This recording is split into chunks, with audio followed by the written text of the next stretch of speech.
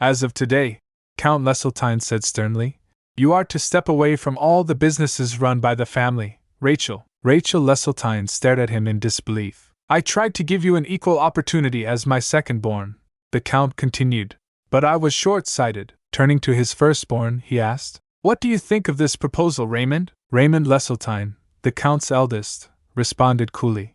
The effort is commendable, but that is all.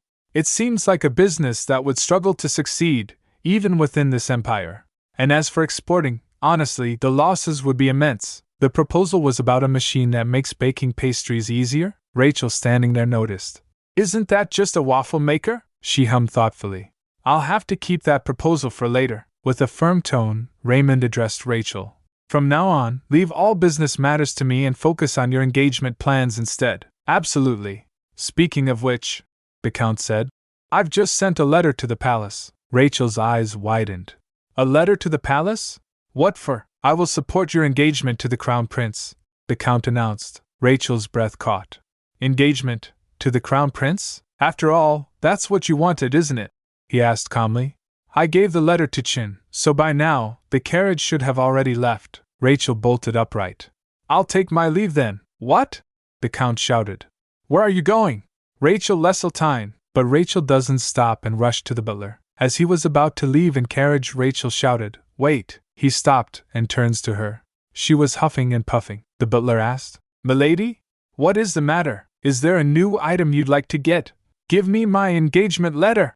She snatches the letter from his hand and ripped it apart. The butler fell in shock, bewildered. She said, You know how I constantly change my mind. In her mind she said, I've just blocked one of my family's paths to downfall. She recalled reading the novel, Stop Messing with the Side Characters, the ultimate heroine-centered, justice always prevails fantasy. 2 days ago, she was reincarnated into this story. She died in her past life. She recalled, I had lost my parents at a young age and spent my life as the breadwinner for my sibling. I had even managed to land a job in a major corporation's international sales department.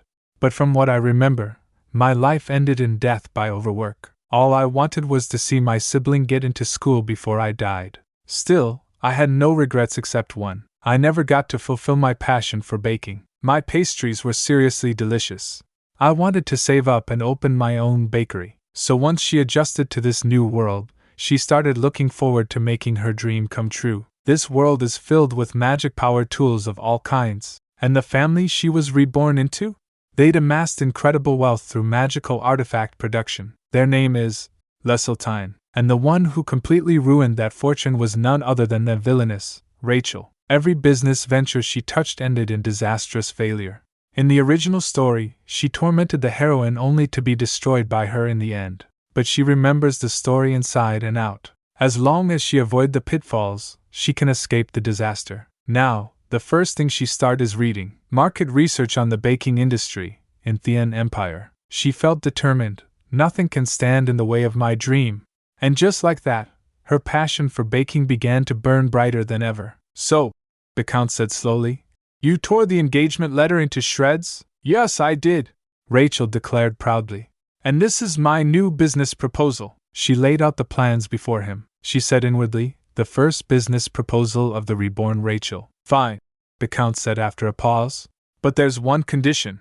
If this business fails, you will marry the leader of the Denave Merchant Guild. The leader of Denave, Rachel whispered.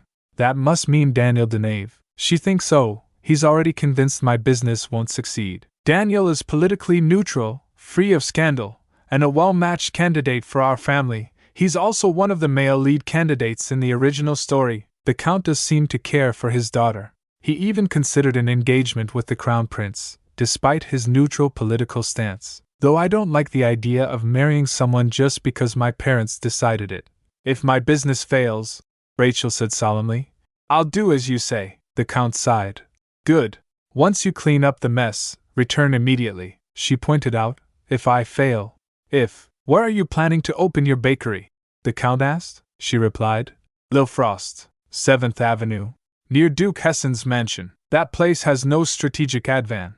He paused, then sighed. Never mind, she observed. I can literally see his last bit of hope disappearing. Anyway, the Count generously purchased a building for her. Even though he technically owns it, it's still a win for her. She doesn't have to pay rent. Later at a moment she was busy in thought. I may not have liquid funds in my name yet, but I do have an untouched mine. My lady, are you seriously going out alone? Matilda asked in disbelief. Dressed as a maid, without a guard. I promise you won't get into trouble, Matilda, Rachel assured her. She bribed her with an ornament and added, Can I count on you to keep a secret? Of course, my lady. You can absolutely count on me. Matilda quickly changed. I'll make sure you won't get caught before you return safely. Good. Rachel smiled. I'm counting on you. Rachel thinks in her mind. As expected, she quickly changed her attitude. Rachel trusted Matilda the most. But in the end, she had always been Raymond's loyal servant. Still, Matilda never hides her emotions, and that's something I appreciate. Later, You're here on an errand for Lady Rachel? The coachman asked. Rachel replied disguised as a maid. Yes, she said it's an important matter. You must be new, he said with pity. It must be tough working as Lady Rachel's maid. Most can't quit fast enough. Hearing that, she laughed bitterly. Being criticized for things that happened before I was reincarnated feels quite odd. However, thanks to that, he's letting me ride without a second thought. Then he asked, Where are we headed then? She replied, To the square. Citron Square. But her real destination is elsewhere. She doesn't want Raymond to catch wind of it, because she's about to secure funds for her bakery. At another place in capital, a duke and his companion were riding horses. His companion said it had been half a year since they last returned to the capital. We head to the borders every year for the monster hunt, and yet, each time we return, it feels as though ages has passed. Now that the reports are finally done, it is time to return to the mansion. Suddenly the duke galloped the horse, rushed towards something. His companion gets surprised. Coming soon!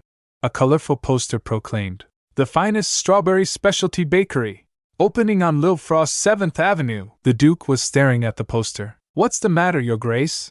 His companion asked as Duke Carhan Hessen came to a stop, eyes locked on the advertisement. Someone posted this on a tree. The Duke muttered, tone clipped. His companion said, I'll check right away if it's authorized. Never mind. The Duke added coldly after a pause. His companion shrieked, he seems angry. I should take it down right away, the knight thought. But he approached the tree, the poster disappeared, only to blink in confusion. Wait, where did it go? The Duke had already sneaked it inside his robe. Meanwhile, in a quiet hallway of the Citron Central Bank. The person you're here to meet is? The receptionist asked. President Robert Denave, Rachel replied calmly. I have an urgent matter to discuss with him regarding an investment. Ah, just a moment. I must have dozed off in the carriage, she added with a soft chuckle. The receptionist, unfazed, gave a polite smile. If you wish to meet the bank president, please schedule an appointment and come back again. After hearing that dry response, Rachel thought, as expected, they won't just let me in. Rachel took a deep breath. She hadn't wanted to draw attention, but now, she had no other choice. She plopped to the ground and cried out loud. Then let me meet the head of the Denave Guild instead, she declared. Daniel Denave? Her voice echoed through the marble walls. The receptionist blinked. Why are you suddenly asking for him here? Daniel! Rachel called out. The receptionist gasped. Guards! Someone stop her! But Rachel continued, calling Daniel Denave. The guards apprehended her and said, You're seriously asking for the man who's practically the bank president's mortal enemy? In here? What's all this commotion? A new voice cut through the chaos. President Robert Denave had arrived. Rachel turned to face him directly. Ah, there you are, President Denave.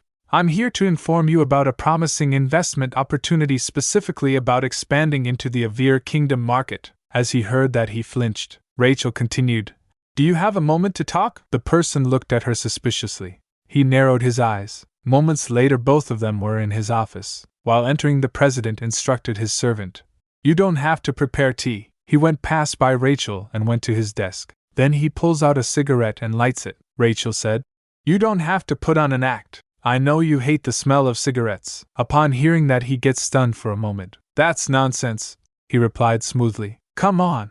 You're literally holding your breath right now, aren't you? She said, one eyebrow raised. Standing before her was Daniel Denave, the leader of the Denave Merchant Guild, and Robert Denave, the president of Citron Central Bank. Or rather, they were one and the same. The twin brothers were infamous for being on bad terms, never meeting in public. But in truth, after Robert died, Daniel had been secretly posing as him ever since. Come to think of it, Rachel mused, He must be insanely busy running 2 identities, 2 reputations 24 hours a day. I kind of feel bad for him, especially since I died from overwork in my past life. As far as I know, Daniel said, slipping seamlessly into his role. Robert has never met you before, Rachel replied. I thought someone in your position would understand when certain sources can't be disclosed. She wore out her hat, straightened, and spoke confidently. I'll at least introduce myself. I'm Rachel Leseltein of House Leseltein. He looked at her for a moment, then said, I've never seen the lady in person, but I've heard she's an exceptional beauty. She went and washed her face, then came back. She said, Look, I'm absolutely Rachel Leseltein. He questioned. You? Beauty? Rachel balked.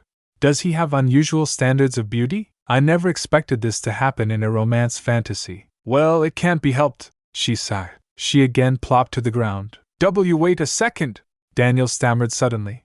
I'll have your tea ready. Just, please don't lie down on the floor. Moments later they were facing each other, sitting on sofas. Before we get to the point, Daniel said, growing serious, I need you to promise to keep my identity a secret, she replied casually.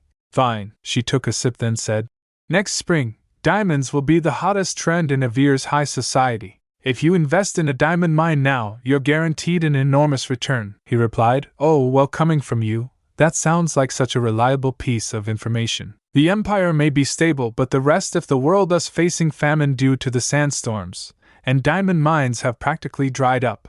Daniel countered, skeptical. If you can't even disclose your source, how can I trust you enough to make a deal with you? Rachel's eyes sharpened. You're preparing to export wheat, aren't you? She asked quietly. He stilled. She continued, The very wheat that serves as the empire's staple grain. I'm here to help you. Daniel, the world was in crisis. Massive sandstorms had triggered a widespread famine, devastating regions across the continent. Though the empire narrowly avoided direct disaster, its wheat supplies suddenly became a highly sought-after commodity. Sensing opportunity, merchant guilds rushed to export wheat at skyrocketing prices. But if this trend continued, even the empire's own reserves would be at risk of running dry. To prevent this outcome, the emperor called for urgent solutions. It was the crown prince who proposed a temporary ban on wheat exports, a bold move that immediately earned him overwhelming support from the people. Now, with strict enforcement measures about to begin, even powerful guilds like Denave wouldn't be able to slip through the coming crackdown. Before you get caught, Rachel said sharply, burn all your wheat. Daniel's eyes widened. That would be an unforgivable crime against the people. Then what are you going to do? She asked. Daniel clenches his fist and asked, You know another way out of this, don't you?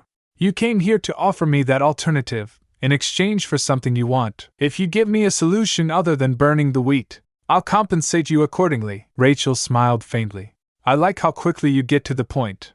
I want a shell account. Under Citron Bank. President Robert. Daniel stiffened. That's impossible. It would compromise our bank's credibility. Besides, account access is strictly limited to the owner. So, there's no need for a shell account, she countered coolly. Well, but what if someone in my family bribes a bank employee to access my funds? Not everyone can resist that temptation, he replied. In that case, I'll lend you an account under my name. I don't want to do anything shady that might tarnish my brother's name. Rachel raised an eyebrow. That means you could just pretend later that the money was always yours, he said. I've built my entire career on trust. If you can't trust me, then you can't trust anyone. Bold words, Rachel said, amused. Fine. I'll use your account. There's a large warehouse behind my building on Lilfrost 7th Avenue, she added. You can store all the wheat there. Daniel's brows furrowed. Isn't that near Duke Hessen's estate? He's the crown prince's close ally. That's too risky. The best place to hide, Rachel replied with a smirk, is right under the enemy's nose. Don't worry, just move it. Besides, the warehouse belongs to Rachel Leseltein, the ultimate symbol of business failure. Stockpiling ingredients without much thinking? Completely in character. Daniel paused, thinking, this confidence, she's serious about this. As warehouse rental, Rachel continued, I'd like you to sell me a portion of your wheat at half price. Since I need to get rid of the wheat anyway, Daniel said, I can sell you all I have. But, she could sense hesitation behind his calm exterior. He probably wants to donate some of it. Unbeknownst to most, Daniel had been secretly making charitable contributions to the poor for years. When famine strikes, it's never the nobles who suffer, it's the poor. especially the children in foster homes. There's a foster home on Lilfrost 12th Avenue, Rachel told him. I plan to donate all leftover bread and pastries there every day. She stands up and announced, and just I'll be making a lot of delicious bread and pastries. Daniel blinked. You're really planning to donate that much? Are you sure? She replied quickly. Of course. I can afford to thanks to low-cost ingredients. Now, she added, shall we draft the contract? Agreed, Daniel said, placing the document on table. Let's do it immediately. Wait, suddenly he asked. Which diamond mine are we contracting? Hector mine, she replied casually. He raised a concern. Wasn't that an abandoned site? It only ever yielded some copper at best. Soon, it'll produce diamonds, she said. You trust my intel, don't you, Mr. Alias? His eyes narrowed. What will it take for you to tell me your source?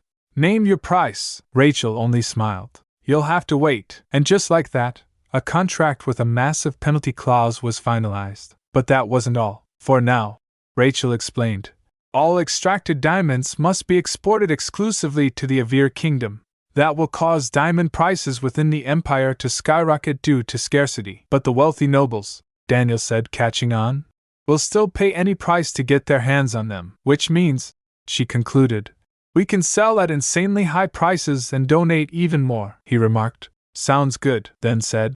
It's an honor to do business with you, Lady Rachel. That's my line, she grinned. With a strong appeal centered on charitable donations, she had also secured a distribution contract. Mission accomplished. She now had all the wheat flour she needed for her bakery. Back at the shop, she examined her freshly cleaned workspace. Is this clean enough? She murmured. Still, I want to bake at least one batch before sunset. She readied herself. White bread recipe. Ingredients: bread flour, yeast, sugar, salt, milk, eggs, butter. The ingredients here taste slightly different from the ones in my past life, so I need to rediscover the perfect recipe. She measured the flour, yeast, and sugar into a large bowl, adding a pinch of salt. In separate bowls, she adjusted the ratios slightly and took careful notes. Then she whisked the eggs into the milk and poured the mixture in. As the dough began to come together, she rolled up her sleeves. Time for some serious kneading, she exclaimed. I'm so happy.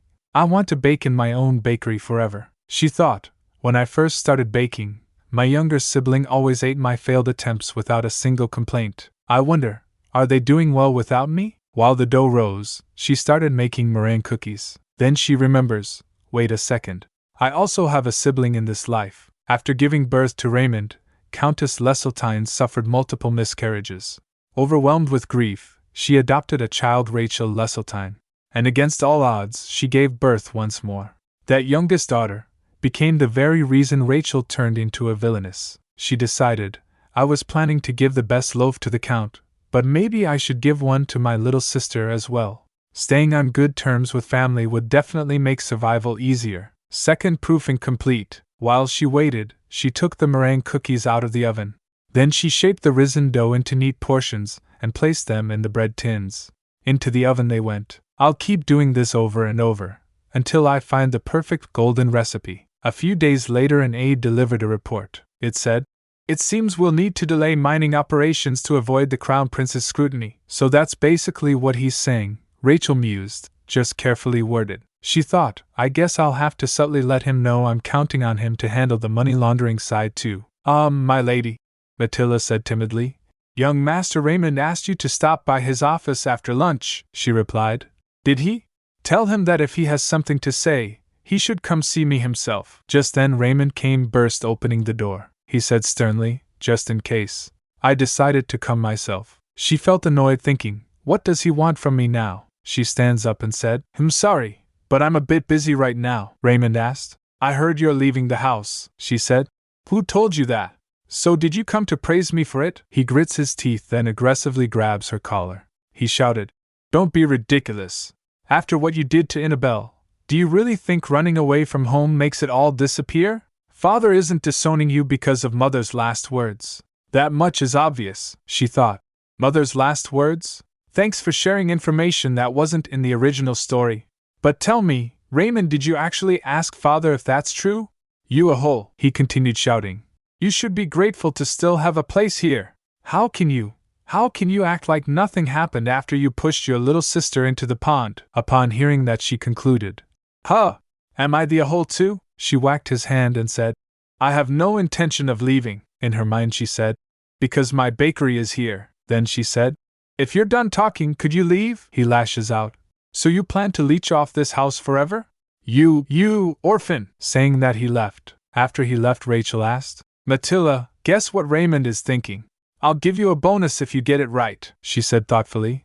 Sister leaving home, gets angry. Sister staying home, gets angry. Maybe he didn't think that far ahead, Rachel said. Yeah, let's just go with that. So she gave her the bonus and said, by the way, Matilda, the maid asked. Yes? Rachel asked. Is what Raymond said true? Upon hearing that, Matilda gets stunned for a moment. She hesitated, saying, I don't believe those rumors, not one bit. Though within the mansion, it's treated as a fact. After hearing that, she thinks in her mind, not having Rachel's memories makes this even trickier for me.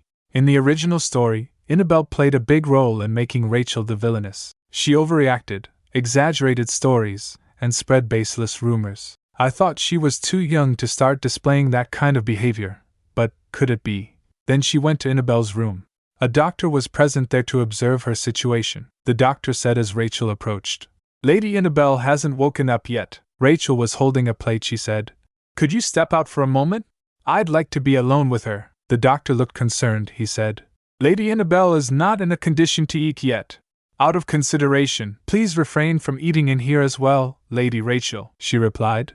I wasn't planning to eat this myself. This was for Annabelle, if she were awake. The doctor took the plate with himself. While leaving, he was wary of Rachel. Rachel sat beside Annabelle's bed and started observing her. Her hair looked like fresh strawberry jam. Now that Rachel had seen her in person, something felt off. She stroked her hair and wonders, why does it feel like Rachel never hated her? Why does it feel like she actually liked this girl? She said, Wake up, Annabelle. When you do, I'll make you all the delicious treats you want. How about a slice of cake topped with fresh strawberries? Or thick slices of bread, studded with blueberries, and slathered in homemade cream cheese? Maybe we'll dig into a moist tiramisu together, even if it leaves cocoa powder all over your mouth. When you wake up, I'll drown you in pastries. So get better soon. Later, Rachel turned her attention back to her baking. I need to cool the freshly baked ones and pack up the ones that have cooled completely. Once the shop opens, I should focus on making bread that consistently sells well. But before that, she had to experiment with a variety of recipes. I won't let a single customer slip away. If I do this right, I'll be able to buy this building from Father even sooner. Just then a small figure appeared peeking from the door. She called out, Rachel! Rachel turned to her and saw Annabelle. She gets surprised. Annabelle said, I was so worried you might die. Thank you, Rachel! Annabelle grasped her hand and started snuggling with it. Rachel asked, Thank you? For what? Annabelle asked. What do you mean for what? You saved me when I fell into the pond. That came as a surprise for Rachel. She asked, How do you know that? You were probably too out of it to remember anything. Matilda was hearing to their conversation from a corner. Annabelle replied, I wasn't sure at first, but when I heard your voice yesterday in my sleep, I just knew. Rachel realized this is completely different from the rumors. How am I supposed to react? She decided. For now, let's just give her some food. She offered the sweats she was currently baking. Do you want to try this? I made it for you, Annabelle. Annabelle gets excited. Ah, really? Thank you. It looks yummy, Rachel said. Good. Go ahead and take a bite. Just then Raymond came there and shouts, Rachel! What do you think you're doing right now? Annabelle hiccuped. So Rachel felt annoyed. Ugh, what does he want now? He stepped closer and shouts, You! What do you think you're doing? Bringing Annabelle here and feeding her whatever you want? Raymond's voice rang out, indignant and sharp. I didn't know she'd come here, Rachel replied calmly. But since she's here, I'm giving her some of my homemade meringue cookies. She turned to Annabelle with a gentle smile. How do you like them, Annabelle? They're amazing. Annabelle beamed. Rachel's cookies are so sweet and yummy. So don't be too mean to her, Raymond, she added, puffing her cheeks in protest. Hurry up and say you understand. Raymond hesitated, clearly taken aback. Since I reincarnated as Rachel, no one has ever defended me, Rachel thought silently. And yet, Annabelle just did. Annabelle turned to Raymond, her voice trembling slightly. And what were you doing when I fell into the pond, Raymond? I was so scared. But Rachel used a whisk to fight off a giant octopus monster, and she smacked a lizard the size of the mansion with an oven tray. Both Rachel and Raymond gets bewildered upon hearing that. Annabelle continued, and she promised to make me lots of yummy pastries when I woke up. Did she have some kind of fever dream while I was visiting her? Rachel wondered, utterly confused. Well, Rachel said, shrugging. Annabelle says that's what happened. I don't care what you think about me, she continued, her gaze steady. But are you really not going to believe your precious little sister either? By the way, she asked gently, Annabelle, how did you get here? I offered money to anyone who could tell me where you were, Annabelle explained proudly. And your servant brought me here. I see, Rachel assured her. Next time, I'll make you something even more delicious, Annabelle. With just one day left until the bakery's grand opening, Rachel's thoughts buzzed with things to do. I really need to clear out the weeds today, she muttered to herself, surveying the garden. But I also want to test a few more recipes. She was experimenting with letting bread dough rise in the oven's residual heat. Daniel's wheat stock, originally meant for export, had now been milled into various types of flour, which means, lovely, bread flour, cake flour, all-purpose flour. She grinned. I have everything I need. So today, she decided aloud, I'm making buttercup squash muffins. They were a beloved snack, enjoyed by people of all ages if done right. Buttercup squash recipe. Ingredients: buttercup squash, cake flour, butter, eggs, sugar, almond flour, baking powder, etc. First, she boiled the buttercup squash, cutting some into delicate crescent shapes and slicing up the rest. Then she mixed all the ingredients to create the batter, carefully piped it into muffin liners, and topped each with a squash crescent before sliding them into the oven. In the meantime, the bread dough had proofed beautifully. Rachel decided to top it with some leftover squash. I'll tidy up the garden a bit and then, with the sound of ding, the buttercup squash muffins were done. She gets excited upon hearing the bell. Rachel took a bite, her eyes lighting up. The texture is so soft. This is why I used real buttercup squash instead of some pumpkin powder. She smiled to herself. They'd be amazing with fresh whipped cream. Then a thought struck her as she looked at Teehee's stack of them. By the way, did I bake too many for a test? What do I do? And there's bread in the oven too. Oh, right. She had already decided to donate the leftovers. Guess I should bake even more. I hope the kids will love them. At the Star Vailix foster home, a woman greeted her warmly. Nice to meet you, Rachel. I'm Catherine, the head of the foster home. It's wonderful to have such a good neighbor, Catherine added. Rachel replied. I'm lucky to have such a welcoming one, too. Rachel offered a bashful smile. I guess there's no need to mention my last name, Catherine said. Thank you so much for donating these leftovers. They smell just as warm and inviting as if they are freshly baked. It's just that I had trouble adjusting the quantity on my first day, Rachel admitted. Also, could I ask for a small favor? I'd love to hear honest feedback on these muffins and bread. I'd really appreciate your objective opinions. If that's the case, of course, Catherine agreed. I'll let everyone try it right away. Moments later, the room was filled with delighted voices. Children's mouth drooled looking at the muffins. They began gnoming as soon as they were allowed to. Happy voices arose in the hall. Wow! This is so yummy! I could eat this forever! While eating, one kid said, I want to learn how to make bread too. Another agreed. Me too, Rachel chuckled. The oven gets really hot, so it's dangerous. But once you're a little older, I'll teach you all kinds of tips. Until then, I'll keep baking for you. Just the Miss Catherine stroked her glasses while staring at Rachel. For a second, Rachel thought she saw a blue glint in one of her eyes. Was that just her imagination? Does the bread not suit your taste? She asked Miss Catherine gently. Oh, no! Not at all, she stammered. The aroma and texture are exquisite. They'd make perfect gifts too, Rachel replied. I see. Thank you for the kind words. While escorting her back, Catherine exclaimed, This is some of the best bread and muffins I've ever had. Catherine said sincerely. Your shop is bound to succeed, Rachel beamed. Since the kids love it, I'll bring some over now and then, even when I sell out. Then she said, I'll see you again soon. Catherine waved her. Take care, Rachel. Catherine thought, it's her first day. Does that mean her bread didn't sell well? Everyone who tasted it gave genuine, glowing reviews. She decided, looks like I need to teach my kind-hearted neighbor the joys of making money. The next day there were more customers at her bakery. Do you have good morning bread? Someone called out from the entrance. Excuse me, can I place a bulk order in advance? Another customer asked eagerly. What time do the bread and muffins come out? Someone else chimed in. Rachel, smiling but clearly overwhelmed, directed them patiently. Good morning bread is on that display over there. I'll help you with the checkout, she added. We're still setting up the reservation system, but for now, bread is ready in the morning, and muffins are out by lunchtime. As she rang up orders and directed traffic, a single thought echoed in her head.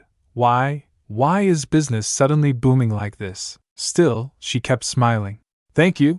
Have a great day. Today's sales were a huge success, she concluded at the end. So life really is just luck, huh? She thought to herself as the crowd finally began to thin. Maybe when I get some free time, I should turn the second floor into my own little hideout. But first she needed food. Her stomach growled. I'm totally craving mint chocolate cookies today, she said to herself excitedly. But then she paused. Wait, I was planning to bring some to Annabelle too. Her eyes narrowed. What if she's not a mint choco fan? She imagined the worst. Annabelle spitting it out in front of Raymond, who would then shout, How dare you feed her something so disgusting? I knew you were evil, you villainess. I'd better make some chocolate chip cookies too. Rachel sighed. I'll add some nuts for extra flavor. Mint chocolate chip cookies and nut chocolate chip cookies. Ingredients: mint chocolate, chocolate chips, nuts, cake flour, butter, eggs, sugar, baking powder, salt. By the way, mint chocolate wasn't available in stores, she muttered. So I made it myself. She melted white chocolate, then mixed in peppermint oil and a bit of green food coloring. Once piped into small drops and hardened, they were done. Now it was time to prepare the dough. She mixed everything together and split the dough into two batches, one with mint chocolate chips, the other with regular chocolate chips and crunchy nuts. She was careful not to overmix. Too much kneading makes them chewy, she warned herself. Scooping dough onto parchment-lined trays, she added teardrop-shaped mint chips to one set and chopped nuts to the other. Just then, the oven finished preheating. Later, the smell of warm, nutty sweetness filled the kitchen. Done! The aroma is amazing. I hope Annabelle likes them too. Rachel! Annabelle squealed. Did you come to see me? Of course, Rachel said, smiling warmly. I made a promise, didn't I? To bring you delicious pastries and desserts. Guess what I made this time? Take a guess. Let me smell it first, Annabelle said, closing her eyes. Let me take a sniff. Okay, but keep your eyes closed, Rachel teased. Annabelle sniffs. That nutty smell. Did you make cookies for me? Rachel replied. Correct. Go on, try one, Annabelle. Yes, she cried, then picks one with mint chocolate. She tasted it and cheered up. It's really yummy. I'm glad you like mint chocolate, Rachel said, relieved. I'm so happy you made cookies for me. Annabelle beamed, jumping with joy. I like you so much, Rachel. Rachel also smiled. And I really like you too, Annabelle. But then she remembers the scene where the Count was worried for her and instructed her. Annabelle, it was the nuts that made you sick this time, Raymond added. You must never eat nuts again, Annabelle. Okay, Raymond, she whispered, tears dripping from her eyes. I won't eat them again. She looked at the nut cookie and thought, I was so scared I might die. But Rachel made these cookies for me. If I don't eat this, everyone will doubt Rachel's skills. They always say she's useless at everything. She looked down at the cookie in her hand. If I just eat this and say it's delicious, then maybe Rachel will finally get some compliments. Taking a breath, she raised the cookie and took another bite. How is it? Rachel asked gently. She trembled, saying, It's deli. Then coughed. Annabelle? Rachel's voice faltered. Annabelle suddenly collapsed, the half-eaten cookie falling from her hand. Rachel dropped the remaining cookies in shock. She called out, Annabelle, what's wrong? Then servant came there and asked, What's happening? And my lady? A maid shouted in panic as Annabelle was lying on the ground. A knight shouted, Call the doctor right away. Moments later, when the doctor came, he said, We need emergency treatment now. Hurry! Just then the Count also came there. He asked, What is going on? Rachel's voice trembled. The Count asked her, his expression darkening. Rachel, did you feed Annabelle nuts? The Count told. Annabelle has a nut allergy. Rachel fell in despair. I didn't know. It was never mentioned in the original story. But then her heart sank with a chilling thought. Wait, did the real Rachel know? Count Leseltein and Raymond had both shouted at her. Their anger was nothing new, but this time, they didn't even stay to see how she responded. With looks of disappointment, they turned away from her in silence. That moment made it clear, they had truly, finally, given up on her. Later Daniel Deneuve visited her. She was lost in thought, so Daniel called, "Lady Rachel!" She flinched, so he asked, "Are you all right?" "Ah, yes." She nodded, brushing it off, but her thoughts were elsewhere. Daniel asked, "By any chance, does the item you brought me have anything to do with the fact that you temporarily closed your shop at such an important time?" "At first, I assumed it had to do with the suspicious people lurking near your bakery," he admitted. "They were probably sent by my brother," she said grimly. "I'll explain later." "I see. The number of those people has decreased," he added, "but I'll keep guards stationed nearby. We can't risk the warehouse being discovered." "Decreased?" Rachel frowned. "They must think I'm about to shut down the bakery." She shook the thought away and changed the subject. "By the way, would you like a Madeleine? I grabbed a few leftovers since you dropped by unexpectedly. It's one of my specialties." "I don't eat anything that hasn't been properly vetted," he replied curtly. "All right," she said with a shrug. "Then I'll eat them myself." As she ate it, he observed, then began eating. "Well, now that I've seen you eat one, I suppose I can try." He bit into it, and his eyes widened. It's delicious," she smiled. "Starting tomorrow, I'll be making condensed milk and matcha madeleines too. Are you curious about the recipe?" He was stunned for a moment, then said, "If I am, would you tell me?" "For a price," she teased. "If business goes well," she continued more seriously, "I'm thinking of expanding the bakery." "I heard you had no talent for business," he said, eyeing her. "But that doesn't seem to be the case. Anyway," he cleared his throat, "let's move on to business. Lately, your bakery's products have been popping up everywhere," he said. "From what I've heard, even the noble ladies are talking about them." Rachel repeated, "Noble ladies," he replied. "Yes. Especially the Dowager Duchess Hessen herself. She's been singing their praises." He asked, "Do you have any personal connection to her?" She replied, "I don't believe so." In her mind she said, "If I could meet her, I would have done it already. Her son is the ultimate pastry enthusiast and a potential VIP customer. That only makes it more suspicious," he murmured. "It would be wise to keep a low profile for now. The Duke's family might be keeping an eye on us." "Well then," he said briskly, "let's discuss chain store royalties." After discussing a few details, Rachel said, "Agreed. Let's monitor sales for a while before finalizing the details." Daniel shows thumbs up.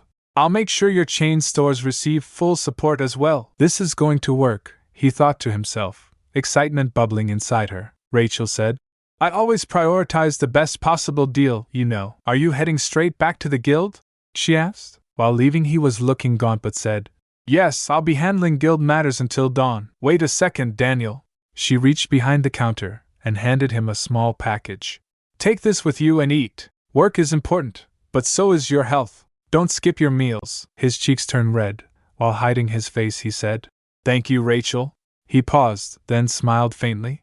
"I'll consider this Madeleine as payment for the item you requested. The herbs, you'll have them before sunrise," he'd promised. Later that night, Rachel examined the small pouch Daniel had delivered. She thought this had better work like it did in the original story. She ground the dried herbs carefully, then wrinkled her nose. "Ugh, it smells awful.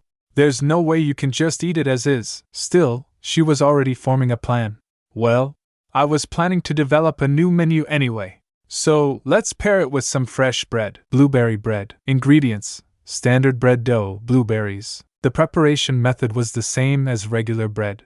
She sifted the flour, kneaded the dough, then carefully washed the fresh blueberries and laid them out to dry.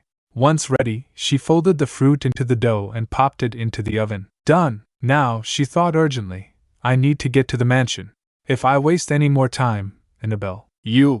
Raymond growled the moment she stepped through the doors. "You have the nerve to walk in here after what you did?" "Move, Raymond," Rachel said firmly, holding the basket tight. "I have something to feed Annabelle." "You've completely lost your mind." "Done!" Rachel snapped, eyes wide with disbelief. "Are you trying to kill Annabelle for real this time?" "No!" she shot back. "I brought medicine, something that can quickly suppress her allergic reaction." He slapped her and asked, "How am I supposed to believe that?" "Just trust me this once," she pleaded. "I'm your sister too, you know. I would never hurt Annabelle," he declared, cutting her off. "I have never, not even once, considered you my sister." Her hands trembled. She clenched her fists, fury bubbling to the surface. "Get out!" Raymond continued yelling. "Don't ever set foot in this mansion again. I don't even want to see your—" Just then Rachel smacked his face with the basket she was holding. Raymond whirled around and plopped to the ground. Raymond was unable to speak in shock. So what? Rachel snapped, deflecting her own emotions. If you want to leave Annabelle to suffer forever, then go ahead. Poor little sister, stuck with an awful sister and an awful brother. Murmurs began between servants. What? Raymond's face twisted in outrage. Without you, Annabelle would have been so much happier, she shouted. That's ridiculous. Then why do you think she came looking for me? Their argument was interrupted by a sudden voice. What's all this commotion? The Count entered. Rachel. His voice was firm. What are you trying to feed Annabelle? A few moments later the doctor examined the medicine. This is definitely a rare herb, and the combination of ingredients is unexpected. Snailweed, spiked mushroom root, fairy snot? The doctor said aloud, baffled. How did you even come up with this? Rachel exhaled. One of my talkative pharmacist customers mentioned it to me once. In return, I gave them plenty of extra bread. She lowered her voice. In fact, this was the medicine Daniel desperately crafted in the original story for the protagonist, Euphemia. Father! Raymond stepped forward, pointing a finger at her. Rachel is trying to feed Annabelle some unverified medicine that even the doctor doesn't know about. I absolutely won't allow this. Murmurs rippled through the room. How can we trust Lady Rachel? What if she's lying on purpose? Didn't she already try to kill Lady Annabelle? Rachel clenches her arm thinking, no, I want to say it's not true, but who here would even believe me? Their father stepped forward, his voice low and grave. This will be your last chance. Rachel stiffened. Pardon? The Count said. If the medicine doesn't work as you claim, then you are no longer my daughter. And today will be the last day you ever set foot in this estate, he continued. A family should have at least a minimal amount of trust in each other. However, you did put Annabelle in danger. This means we cannot fully trust you, so you will have to prove yourself. Do you understand, Rachel? She agreed. I understand. They administered the medicine, and when Annabelle opens her eyes, they fed her the bread. Amid the tangled mess of emotions, a long and exhausting day finally came to an end. Later, hushed murmurs filled the halls. Did you hear that? Lady Rachel, she healed Lady Annabelle. Rachel! Annabelle cried as she threw her arms around her. Are you that happy you're feeling better? Rachel asked, surprised. Yeah, but… Annabelle grinned. I'm even happier that you came to see me, actually, she said a little concerned. Raymond told me never to eat things like peanuts or walnuts. She drooped. I'm sorry, Rachel. I tried to hold back, but I couldn't. Don't worry about it. Rachel reassured her gently. In the end, things turned out fine. Even I wouldn't be able to endure pain like that. But why did you try to do that, Annabelle? Rachel asked, softly patting her head. Because… Annabelle's voice wavered. If I had eaten it without complaining, then people wouldn't have said bad things about you. Then Matilda brought the bread serving. Aha!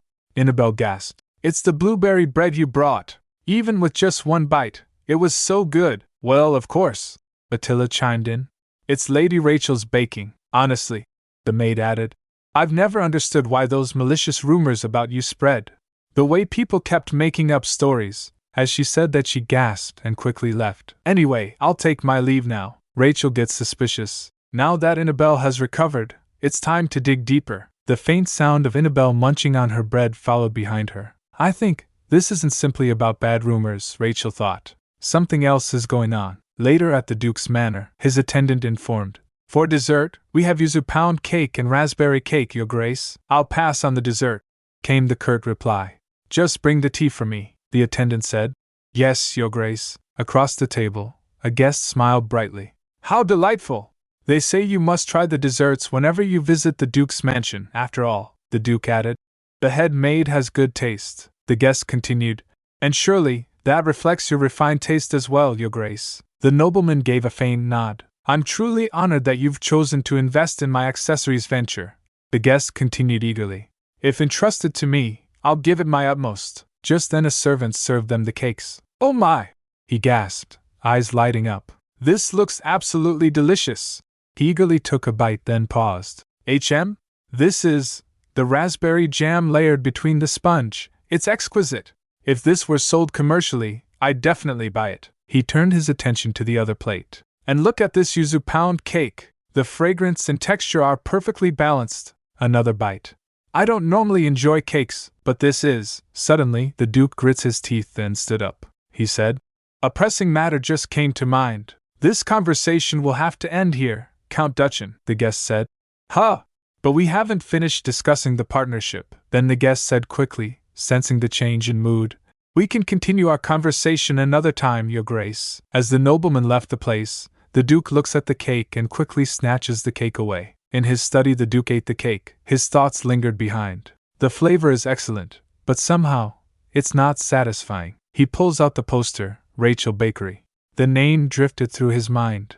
Thanks to my mother, I now have an excuse to go there. But, I've heard it suddenly closed just days after opening. What on earth happened to the bakery owner? And my lady? A nervous voice echoed in the corridor. You can interrogate me all you want, Matilda said, fidgeting. But I don't know anything about the pond incident. As I told you before, technically, I'm on young Master Raymond's side. So even if I knew something, I can't exactly tell you, Matilda continued, feigning innocence. I only heard rumors floating around the estate. Rachel bribed her with an ornament. Matilda quickly changed. And also, maybe help spread them a little. Well, I am the most well-connected person in this mansion, so, Matilda added with a nervous chuckle. But really, I don't know anything, she twitched. I mean, I have no idea who strengthened the rumor or where it really started. Rachel shows her more gems. Matilda looks at them, then gave in. Except I did hear it was Maid Joanne who made the whole thing sound credible, Rachel admitted. I really do admire how honest you are when money's involved, Matilda, she said. Oh, come on, my lady. Anyway, Matilda continued, Joanne gave the key testimony about the incident. It was the day Lady Annabelle and young Master Raymond went for a walk. Supposedly, after she slipped away from him to watch the fish by the pond, you suddenly appeared and, she hesitated, pushed her straight into the water. That's what she claimed. Rachel's eyes narrowed. Matilda added, and even with the mansion staff divided on the matter, Joanne has been allowed to keep her own private room for witness protection. Is that so? Rachel murmured. Matilda said. But the truth is, my lady, at a quiet corner of the estate, Rachel approached. Maid Joanne. The woman bowed stiffly. My lady, what brings you to such a humble corner of the estate? Rachel replied. Nothing major. I just have a few questions about the pond incident. Matilda was behind Rachel, she said. How much did you get paid, huh? Joanne stiffened and said, What nonsense are you saying in front of the lady? You're the one talking nonsense, Rachel said coldly, eyes locked on Joanne. I know everything about the false testimony you gave. And what proof do you have to say that, my lady? Joanne sneered. I saw it with my own eyes. Her words landed like a slap. How could you try to discredit a witness like this? Joanne added. Do you know how disappointed the other masters would be to see you stoop this low? Rachel's voice caught. She thinks in her mind. I may be adopted, but I'm still technically her employer. And she's this brazen about tearing me down? Then Matilda said with a low voice. It's not slander if it's true. You weren't even near the pond that day. You were in the inner courtyard, far away from the pond. What? Joanne gasped. Do you seriously think you saw me there? Not me, Matilda said. But the head maid needed an extra pair of hands that day to help carry a few things. A guest had come to meet the Count for business, and the maid saw you in the courtyard with that guest. Her eyes narrowed. If it were just a servant, maybe you could cover it up, but a guest of the Count? Lady Rachel would have no way of manipulating that testimony, Matilda continued. That maid thought she was just mistaken, but if we ask the Count, I'm sure he can summon the guest again to confirm it. Upon hearing that, the Joanne trembled. You heard her, Rachel said, her tone final. I'll give you one chance not to be kicked out of this mansion, Joanne. Then she asked, voice firm. Who told you to lie? Did you hear that? Someone whispered sharply. Lady Rachel, she's not really the late Countess's daughter. Unbelievable. Another voice replied. Why would Madame keep that secret until the moment of her death? Who knows? And besides, why do we even have to call that girl my lady? She's just a commoner like us. Exactly. What if that commoner ends up hurting Lady Annabelle? Maybe that's why Madame revealed the truth before she passed, to protect Lady Annabelle. I heard Marchioness Sealed was by Madame's side at the end, one murmured. Perhaps she wanted her closest friend to keep Rachel in check, so a mere commoner wouldn't dare lay a hand on Lady Annabelle. The head butler's thought raced. That's right. A commoner, someone no different from us, is living in the Leseltein estate? Unacceptable. The luxury, the entitlement, this entire charade. We won't stand for it, he demanded as Rachel approached him for correction. You're saying there's something that needs to be corrected in the report? What kind of ridiculous rumors have you been listening to? Rachel replied. Are you saying there's nothing that needs correcting? Should we ask Joanne then? Just then maid Joanne appeared. Rachel added, maybe she can tell us if there's anything worth revising, like whether she's been making secret deals behind the scenes. Joanne admitted. The testimony I gave about Lady Rachel, it was all false. She bowed to Rachel and said, I wasn't even near the pond that day. I'm sorry, my lady, Rachel replied. Thank you for finally telling the truth. Then asked, so, who told you to lie? Just then the head butler shouted. Lady Rachel, she shot back. What? Does it bother you that I'm adopted? Rachel's voice rang out, raw with emotion. Don't act like I don't know. I know you can't stand that someone like me, born who knows where, was accepted into House Leseltein. And that makes me a thorn in your side, doesn't it? Her voice shook. I've heard more than once all the things you say behind my back. Yes, more than once. Just then someone knocks the door. Rachel thought. He's here. Rachel took a breath, then turns. Until now, I thought it wasn't worth reacting to. After all, it's true I am adopted. Raymond was standing at the door. Rachel continued. But when lies turn into real damage, that's where I draw the line, Raymond said skeptically. Isn't it possible that you just bribed that maid? Rachel's voice cracked. What? You seriously think I would? She didn't, Raymond! Annabelle interrupted, her voice clear. She defended Rachel and said, Rachel saved me when I slipped. There's no culprit in any of this. Rachel gets surprised. Annabelle continued, I've been telling you that over and over again. But why won't anyone believe me? She remembers her brother saying, You're a sweet girl, but you shouldn't be kind to someone who does this to you. Not you, Raymond. Annabelle cut in. Not Chin, not anyone. This isn't about covering up what Rachel did. I'm just telling you what actually happened. Upon hearing that, Rachel thought, maybe, even in the original story, Annabelle liked Rachel at first. But being surrounded by lies, by people whispering in her ear, she eventually believed them. She started to think I really was the villainess. Rachel smiled, her voice softened. Thank you for believing me, Annabelle. Later in the Count's office, the Count took a breath and asked, where is the head butler now? His attendant bowed. His involvement hasn't been fully confirmed yet, so we've placed him in temporary confinement, the Count said. I see. A response has arrived, his attendant said. They claim they saw a maid, likely Joanne, somewhere other than the pond. Upon hearing that, the Count said, Rachel was falsely accused. I can't believe something like this would happen within my own household. My lord, if I may, the servant interjected. If this incident spreads beyond the estate, the family's reputation could suffer greatly. If we punish the head butler appropriately, the truth behind Lady Rachel's false accusation will clear itself with time. Then the Count recalled his interaction with the doctor. At night the doctor was carrying a tray with cakes. Greetings, my lord. A bow followed. The Count asked the doctor. Yes. What's that you're carrying out of Annabelle's room? He replied. Oh, it was brought in by Lady Rachel. I was going to dispose of it, just in case. Rachel brought that? The lord asked, brows furrowed. Give it here. I'll take care of it myself. The Count went to Annabelle's chamber with the tray. He peeked in and saw Rachel sitting beside Annabelle's bed.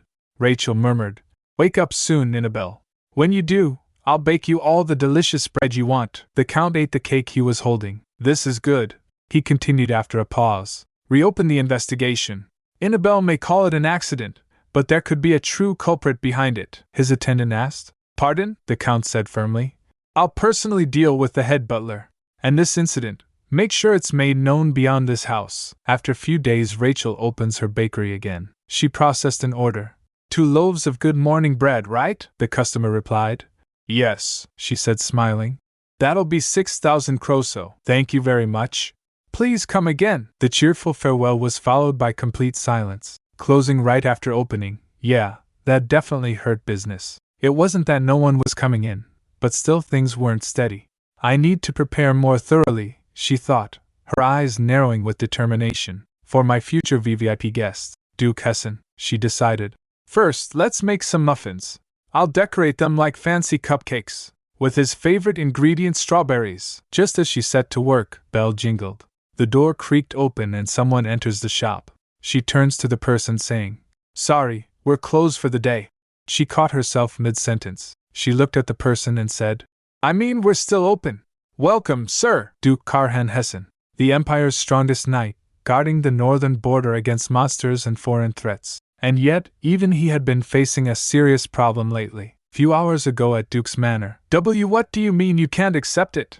Someone asked, stunned. Doesn't the Duke usually accept gifts only if they're food? Of course, the butler replied politely. We're deeply grateful for your thoughtfulness. However, my master unfortunately has little interest in desserts. I was told by the former head butler that he only accepted food gifts out of politeness. I truly apologize. I only wish to serve my lord to the best of my ability. Oh, no need to apologize, the guest said warmly. The Duke is lucky to have such a loyal butler. The butler flushed slightly. I'm flattered. Meanwhile, the Duke was watching from his window. His disheveled voice cried out. And no! My emergency supply, my emergency sugar rations, they're gone. He stumbled through the doorway.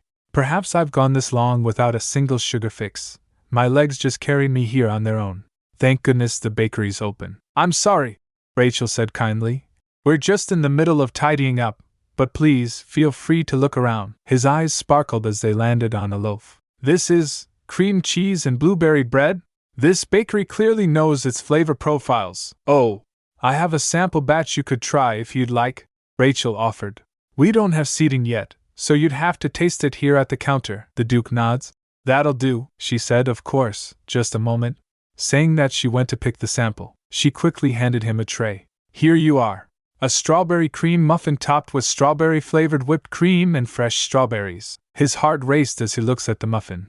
A perfectly golden muffin, crowned with sweet strawberry cream and elegantly finished with fresh strawberries. He reaches out thinking, there's no way this could taste bad.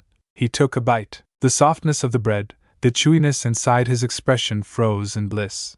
This is heavenly, like the food of the gods. He flinched as he ate, so Rachel called out, Sir? He clears his throat and said, I'll take some. Rachel asked, How many would you like to order?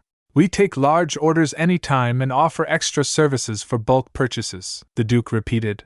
Services? She thought. Just a bulk order would help me restock desserts more easily. And there's bonus food involved too. We also have a membership tier system, she added, smiling. Our VIPs receive special gifts and special desserts that change every time, the Duke quickly said. I'll place a bulk order. Give me the most expensive item you've got, she said. Then I'll prepare 20 boxes, 5 macarons each, the Duke asked. Macarons? What's that? She replied. Oh, well, they look kind of like dakois, but they're actually a type of cookie.